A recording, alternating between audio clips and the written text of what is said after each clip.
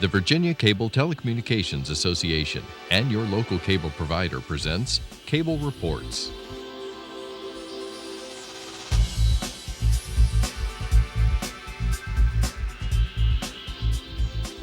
Join us now as Cable Reports brings you up to date on current issues facing the Commonwealth through discussions with your local legislators and other policymakers from across Virginia.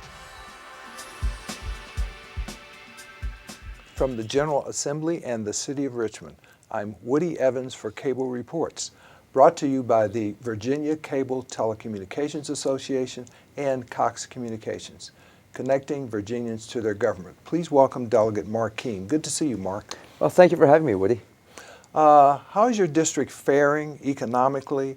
The governor made some remarks almost 2 weeks ago now about the need to create a new Virginia economy. Talk to us about those subjects. Well, thank you. And I represent the Tysons area as well as Vienna and Oakton and the surrounding areas in Northern Virginia, which is really the hub of what the new Virginia is all about. We have, fortunately, several Fortune 500 headquarters, as well as lots of other large companies, mainly in the government sector or IT sector. But we also have a lot of small businesses.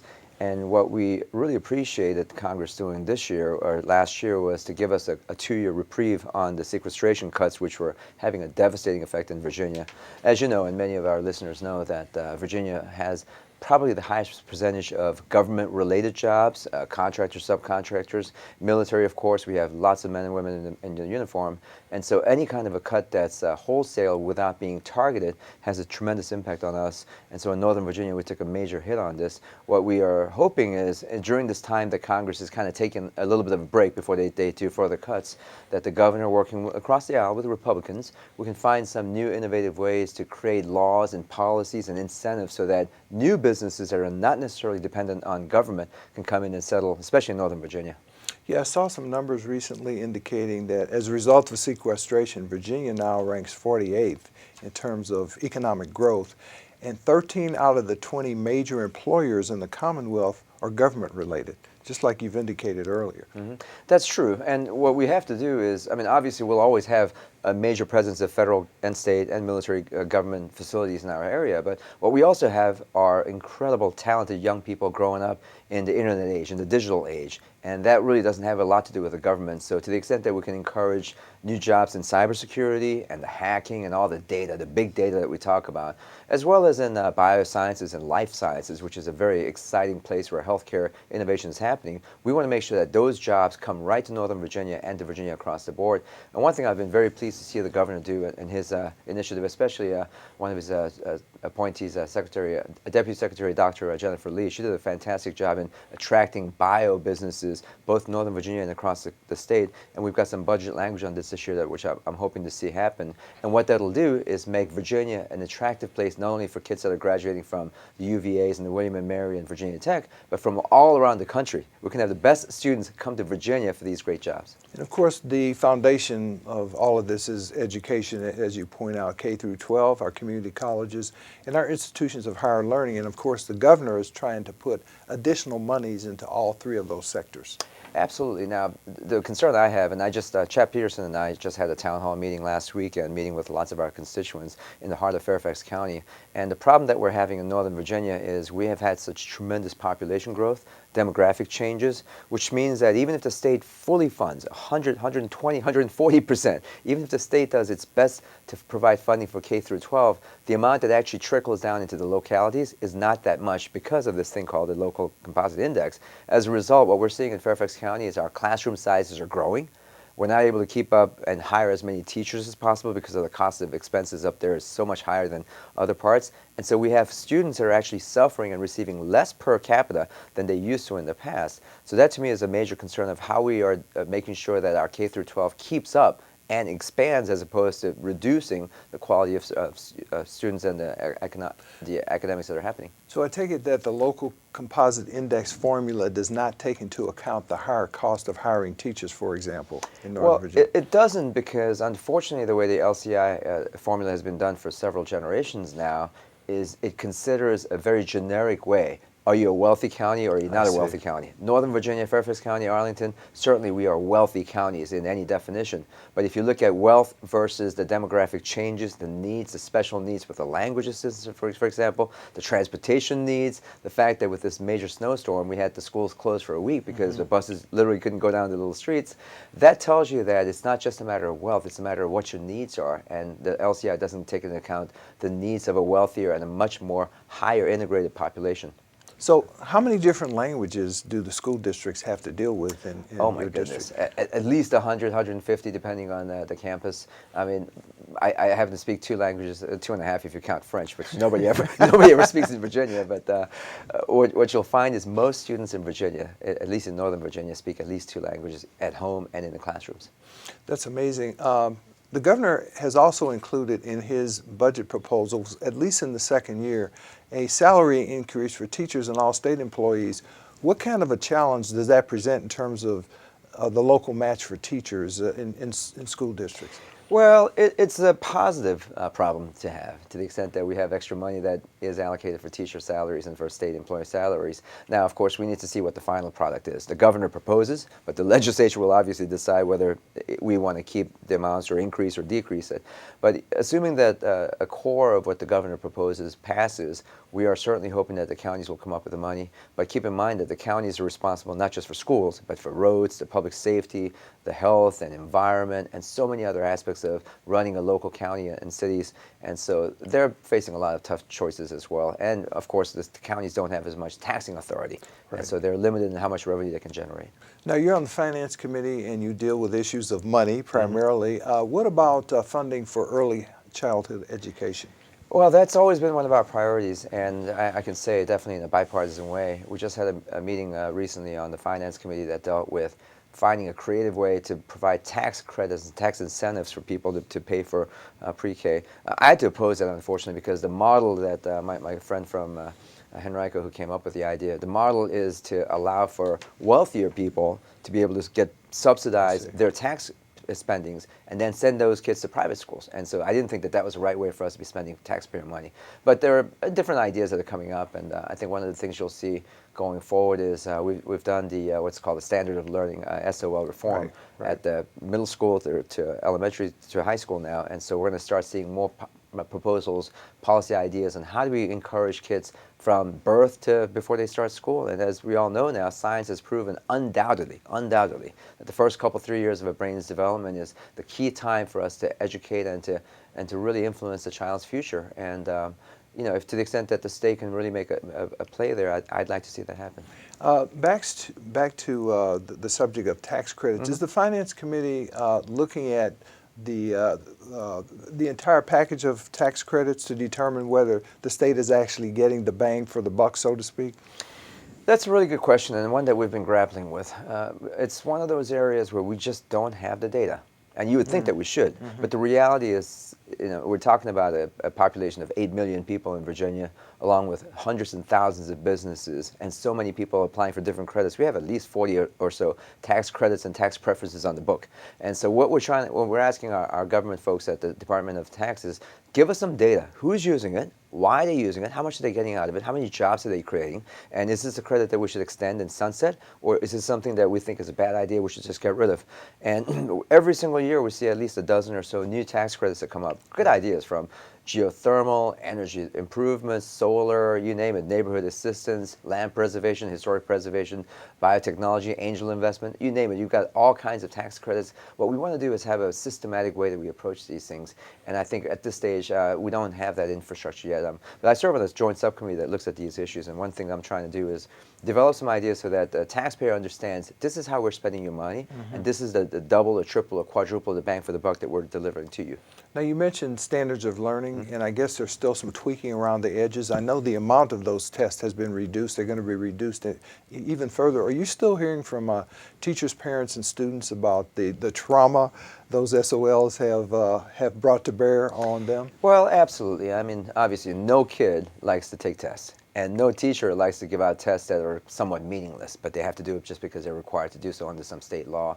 What we would love to see is more innovation, more creativity, more discretion for the students and the teachers to be able to have individualized testing.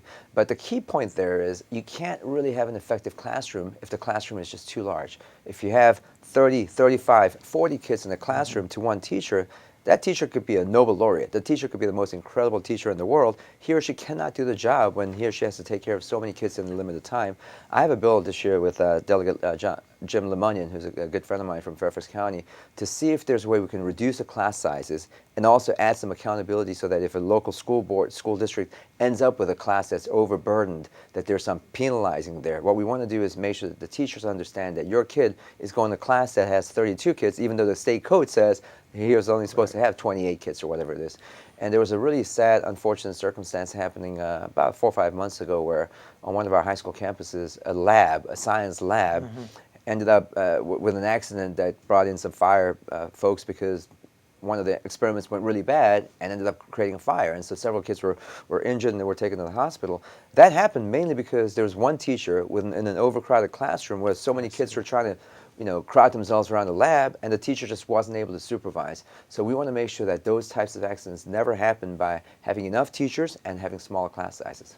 What about the subject of discipline in our schools? It seems that the resource officers are being used in an inappropriate way, or at least some people think so. Talk to us about those school resource officers and their mandate to enforce the school codes. This is a tough one, and I speak not necessarily as a state legislator or a member of the education committee, but as a parent with 2 kids in middle school now, and hearing about their friends and all the little problems that little kids can get into at times. And I remember looking back in my childhood, I'm sure there are a lot of times when if there was a school resource officer, I would not be here today. So I can tell you that this is something that most people growing up in America will understand, that obviously you need law enforcement. You need some measure to conduct kids in the right way so that their behavior isn't off the rail and causing disruption and such. On the other hand, we also have to remember that kids are not adults, and we can't treat them as if they're common criminals. I have a bill, for example, this year that would provide some discretion for the administrator of a school to say, obviously if a child brings in anything illegal, narcotics or weapons or anything like that, obviously that kid needs to be punished and make sure that he understands that's not acceptable behavior. And school resource officers, administrators, others should get involved.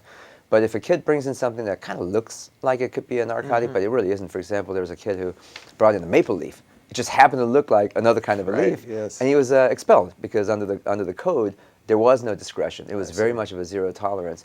And so in a situation like that, wouldn't it be better if resource officers might have saw that, but instead of handcuffing the kid and taking them out of the school, brought in the counselors, brought in the parents and saying, listen, this is why we're concerned about this. You might think this is funny to bring in something that looks like a marijuana leaf, but this behavior might lead you to think it's okay for you to experiment with drugs, and we want to nip that in the bud now. So if there's some way to intervene and counsel, so I'm trying to come up with a middle-of-the-road way for us to provide discretion so that the resources officers aren't the judge and the jury, but if there's some way that we can provide a role for administrators to intervene, I think that would be the better way to do it. Keeping those issues in the classroom as opposed to referring them to the courtroom, so Absolutely. to speak. Concussion legislation. I know you've been interested in that, and you have an initiative. Yeah, I'm a member of the Virginia Commission on the Youth, and we've studied this issue over and over. I mean, we all know, of course, at the national level we're having a conversation, especially about people like Frank Gifford and others who've had years and years of trauma serving and playing in professional sports. The 2 things that we're trying to do here. One is we want to break the notion and this conventional wisdom that concussion is something that happens in sports and only in sports. We know that concussions can happen to anybody and everybody anywhere, especially for children that are attending schools. Just because you're in an athletic organization doesn't mean that you're the only people that will suffer from concussions. And currently, we've done a lot of good work in this area, but the law so far has been focused on the student athlete. My bill would take the concept of athlete away and just focus on the student. So if a student happens to receive a concussion anywhere on campus, we want to make sure we have a process by which they can go back into school in a way that's been measured and monitored, as opposed to just, you look fine, go back to school. So we want to take the lessons we're learning from the football and the soccer fields and the baseball fields into the classrooms across the board. And the second thing we're trying to do is to make sure that every school really understands and appreciates how important this is, so that it's a policy in every classroom and every school, as opposed to kind of a generic, these things are dangerous and you should know about this. We want to push that information out to the classrooms as much as possible. Is that something that has an economic impact that's going to require a budget amendment? The way we've drafted the bill, no, it doesn't. But you never know, and as you know in this business, and you've been doing this long enough, if somebody likes the idea, they'll find the money. If they don't like the idea, they'll use the money as an excuse for why they're not going to do it. Now, as new technology befalls us, there's always pluses and minuses. You see these places that crop up now around the state that allow for laser hair removal. Talk to us about some of the pros and cons and the dangers. Well, certainly. This is an issue that I was made aware of last year through a very unfortunate circumstance. One of my young constituents, who apparently went in to get some unwanted hair removed from his back, ended up suffering second-degree burns. And I've seen the pictures, and it's just really, really horrendous. He and his mother came to me and said, what we found out was we walked in this very upscale shopping center. It wasn't some run-of-the-mill down by the highway. I mean, this was a nice neighborhood that had a nice upscale shopping center, and the signs and everything looked like it was a very credible healthcare facility. Turns out that it was basically an operation where you had a very expensive, dangerous laser therapy type equipment that was operated by somebody who was completely unqualified to do so. And when my constituent went through this process, he ended up suffering burns. And we found out two things. One is that place was licensed by the county, but nobody else has overseen what they're doing. And so there was no indications of qualifications or training. But secondly, the state didn't require it.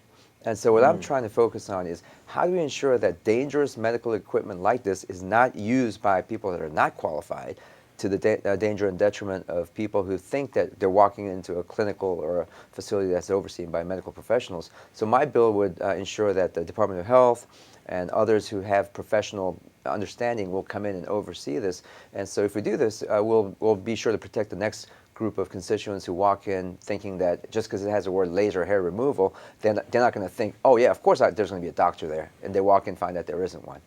And of course, the internet brings us new opportunities and challenges. Last year there was Uber and Lyft. I believe Airbnb is on the agenda this year. Yeah. And separate and apart from that, there's a real discussion about drones and privacy issues. Can you talk to us about those three items? Sure. I was happy to support the Uber and Lyft issue last year, where we've given them a guideline for how they can come in and operate in Virginia. And I'm a co-sponsor of Delegate Peace's bill this year that would deal with Airbnb in a similar context. On the drones, I'm supporting a bill that Delegate Kilgore has that would say that we shouldn't have a moratorium based on cities or localities, because obviously anything that's in the air isn't going to realize, oh my gosh, we're about to cross into Fairfax County, let's stop and pull back. And here's the common theme here. Innovation is always a welcome thing, no matter where or how you look at it. But innovation also disrupts the existing incumbent operations in a way the first reaction becomes fear and opposition. What we're trying to do in the Commonwealth of Virginia, and what I think is the right thing to do, is to ease the innovation, at the same time allowing the incumbents to understand that this can actually benefit them as well as the new incumbents, because by disrupting, you're making the new guys become a player, and you're making the older guys become better at the business that they're in. And it's the same thing whether you're talking about drones or Airbnb or Uber and Lyft. What we want to do is to be able to encourage innovation and entrepreneurship so that new business models can come up, but they have to live by the rules that exist today.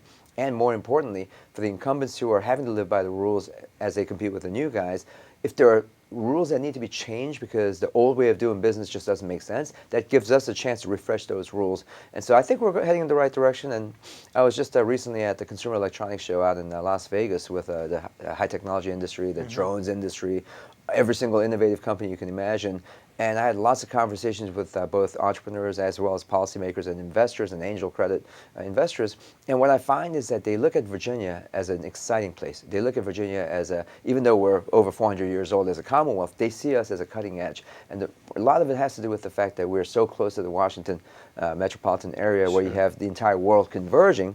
It also has a lot to do with the fact that we're a pro-business state, low taxes, low regulatory burdens, and we're willing and able to do new things if changes happen. So that's the reason why, as we talked about earlier, whether it's bioscience or life sciences or cybersecurity or drone or any other type of consumer products or innovations, Internet of Things, personalized medicine, all these new things that are happening, we want Virginia to be the hub and the laboratory of experiments for those. What kind of pushback, if any, have you received from localities in terms of Airbnb because of the potential for lost revenue, so to speak? Well, there are a couple of things, and absolutely, I certainly respect and appreciate the localities. The town of Vienna happens to be in my district, and I've had many conversations with town officials. But here's what they have to understand. This new innovative business is happening whether you like it or not. So wouldn't you rather figure out a way to bring them out of the shadows into the transparent world, tax them appropriately, provide the regulations so that the noise, the parking, the occupancy, the hazards, everything that goes with a residential area or commercial residential neighborhood is dealt with in the light of day, than for them to go online and do this. Let's put it this way. I will challenge anybody listening right now. Go online and look at any Virginia locality and look for an Airbnb room. I'm sure they'll find it. Now, is it legal in Virginia? No.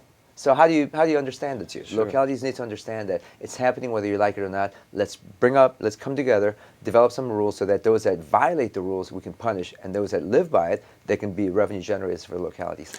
Speaking of the light of day, I know that you've been involved in a lot of Freedom of Information Act issues. You may not have any particular legislation this session, but I know there are other pieces of legislation that I'm sure you're following.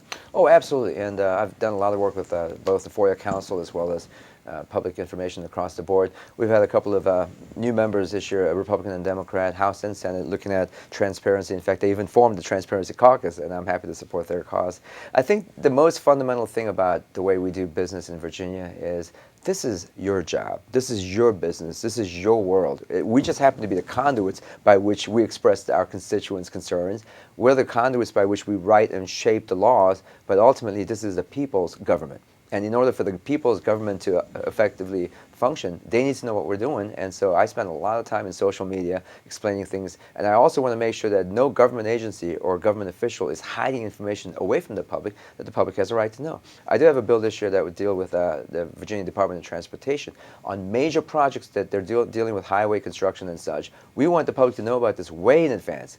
I had an example in Northern Virginia, I-66 expansion, which is very controversial, both in terms of the tolling inside the Beltway and the widening outside. My district will be impacted the most in the entire state.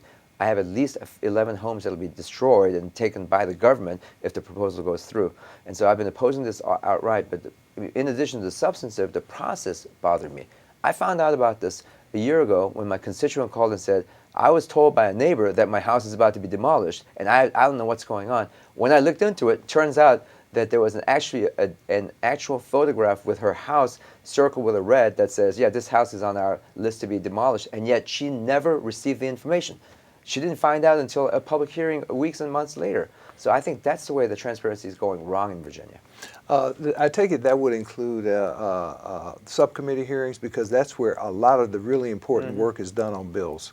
Absolutely. This morning I started at 7:30 a.m. Monday, and tomorrow morning I have a 7 a.m. Subcommittee meeting. If you're driving from, say, Galax or from Arlington, you're not going to make it to a subcommittee meeting at 7 a.m. in Richmond unless you happen to come over here, spend your own money overnight to show up just to be able to testify in front of subcommittee members of 7 or 8 or 9 members.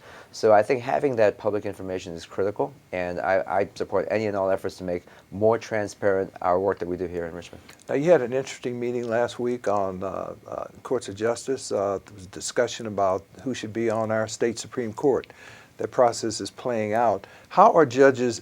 Judges are actually elected by the General Assembly, are they not? That's right. Virginia is one of only 2 states that does that. And how is that process working out in terms of the Supreme Court? Well, I'd like to say that everything we do down here is based on the merits and the policy. Of course, we all know politics plays a major, major role. Not just politics in terms of the small p politics of who wants what and what kind of a deal you can cut, but in terms of the partisan politics. And it's very, very sad that the national dynamic, and of course we're talking about the presidential campaigns happening right now with Virginia being a battleground state.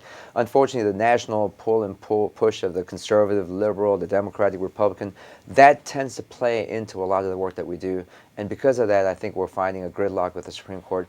We have a candidate who is absolutely a superb candidate. There's nobody in the Commonwealth of Virginia who thinks that she is not qualified by any definition. And she's serving as a Supreme Court Justice now. She was qualified, she was nominated, she was doing her best job to be on the bench. And yet, for nothing but pure partisan reasons, one side of the Capitol wants to kick her out of that job and replace her with somebody else. Now, I don't know the other gentleman. I don't know anything about him other than that I'm sure he's qualified as well. But the reality is, why would you pick one person and take that person off the bench and replace with another person because of the political party of the governor and the politics of what happened where somebody maybe made a call, maybe didn't make a call, and made sure that somebody was okay? Nobody outside of Richmond cares about these things. What they care about are our laws being enacted and being interpreted the right way. If that's what Judge Roush is doing right now, Justice Roush is doing, she should keep that job. I'm certainly hoping that we'll come to senses and let this fine jurist continue to serve the Commonwealth. Let's turn our attention to our veterans and the subject of stolen valor, something you're working on. Yeah, this is a really interesting situation. And I'm sure many people have pretended to be a veteran. Now, we're not talking about people telling long, tall tales about, oh, when I was in the military, I did this and that. I mean, that's fun for a conversation. But when people actually start wearing a uniform of the military, showing up at a place and saying, hey, I'm a veteran, give me a discount. Or I'm a veteran, I deserve these benefits from the government. That you're crossing into a possible fraud, possible larceny, because you're trying to steal and gain financially. We've seen this over and over again, and it came to light to my attention recently when, as we know, when Osama bin Laden was killed by our SEALs, and thank goodness that the SEALs did a great job. Turned out that a lot of people took credit for what they did, and that's one of many examples where military folks who actually wear their uniform, who put their lives on the line, or their honor is being discredited by people who have absolutely nothing to do with that. So Congress passed a law about 10 years ago called the Stolen Valor Act that would make it illegal for somebody to pretend like they're in the military when they really haven't been. Unfortunately, that law was struck down by the courts in the federal level because they said, it's the First Amendment right. You have a right to pretend like you're not somebody, which I absolutely disagree with. But because of that, Congress had to take a second bite at the apple, passed another law about 2 years ago that basically so far has survived scrutiny by the courts. What we want to do is at the state level, we have the same law that says if you pretend that you've served or you're a medal winner of some kind of a military organization or a military service, and you're trying to benefit by that, walking in and asking for a discount, walking in and trying to get some kind of a benefit, that we want to make a crime. I mean, obviously, we respect the fact that people want to, Halloween, they want to dress up like a military guy. That's okay. If you want to walk around and pretend like you're somebody you're not, that's under the Constitution and the First Amendment, that's okay. But if you're doing that and trying to take advantage of somebody else, that's where we want to draw the line. We got about 30 seconds left, but I wanted you to comment on the Virginia Values Veterans Program. It's a fantastic program, VVV, and anything and everything that we've been able to do to help men and women who come back. We have incredible military service members. We have incredible Guard and Reserve, and we also have a lot of veterans who've served our nation well. What we want to do is honor them in every way we can: jobs, housing, psychological help, assistance, everything we can to help veterans. And that is a bipartisan effort. Great. Great to have you here, Delegate Mark Keam. Thank you, Woody. Thank you for watching Cable Reports, brought to you by the Virginia Cable Telecommunications Association and Cox Communications. Until next time, I'm Woody Evans.